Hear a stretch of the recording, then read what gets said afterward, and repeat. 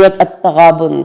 शुरू करती हूँ अल्लाह के नाम से जो रहमान और रहीम है। तस्बीह करती है अल्लाह की हर वो शय जो आसमानों में है और हर वो शय जो ज़मीन में है। इसी की बादशाही है, इसी के लिए हम्द है और वह हर चीज़ पर कादिर है। वही है जिसने तुम्हें पैदा किया है, फिर तुम में से कोई काफिर है और कोई मोमिन, और जो कुछ तुम कर रहे हो अल्लाह उसे देख रहा है। इसने आसमानों और ज़मीन को पैदा किया हक के साथ। इसने तुम्हारी सूरत की, सूरत गरी की तो बहुत ही उम्दा सूरत बनाई, और इसी की तरफ तुम सबको लौटना है। वो जानता है जो कुछ आसमानों और ज़मीन में है, और वो जानता है जो कुछ तुम छुपाते हो और जो कुछ तुम जाहिर करते हो। अल्लाह इससे भी बाखबर है जो तुम्हारे सीनों के अंदर है। क्या तुम्हारे पास खबरें आ नहीं चुकी हैं उन लोगों की जिन्होंने कुफ्र किया था? पहले तो उन्होंने अपने किए की सजा चख ली और इनके लिए दर्दनाक अजाब भी है। ये इसलिए हुआ कि इनके पास उनके रसूल आते रहे वाज़ेह निशानियां लेकर, तो उन्होंने कहा क्या इंसान हमें हदायत देंगे? बस उन्होंने कुफ्र किया और रुख फेर लिया, और अल्लाह ने भी इनसे बेनियाजी इख्तियार की। तो अल्लाह तो है ही बेनियाज सिफात का मालिक है।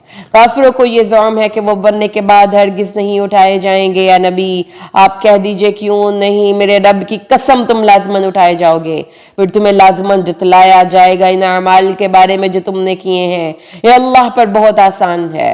बस ईमान लाओ अल्लाह पर और उसके रसूल पर और उस नूर पर जो हमने नाजिल किया है, और जो कुछ तुम कर रहे हो अल्लाह इससे बाखबर है। जिस दिन के वो तुम्हें जमा करेगा जमा होने के दिन के लिए, वही है हार और जीत के फैसले का दिन। और जो कोई ईमान लाए अल्लाह पर और नेक अमाल करे, वो इसकी बुराइयों को उससे दूर करेगा और उसे उन बागात में दाखिल करेगा जिसके दामन में नहरें बहती होंगी। वो इसमें रहेंगे हमेशा हमेशा। ये है बहुत बड़ी कामयाबी। और जिन्होंने इनकार किया और तकजीब की हमारी आयात की, वही होंगे जहन्नमी, वो हमेशा रहेंगे इसमें, और वो बहुत बुरा ठिकाना है। नहीं आती कोई मुसीबत मगर अल्लाह के इज़्न से, और जो कोई अल्लाह पर ईमान रखता है वो उसके दिल को हदायत दे देता है, और अल्लाह हर चीज़ का इल्म रखने वाला है। और इताअत करो अल्लाह की और इताअत करो रसूल की। फिर अगर तुमने पीठ मोड़ ली तो जान लो कि हमारे रसूल के ज़िम्मे तो सिर्फ साफ साफ पहुँचा देने की जिम्मेदारी है। अल्लाह वो है कि इसके सिवा कोई इलाह नहीं, बस अहले ईमान को अल्लाह ही पर तवक्कुल करना चाहिए।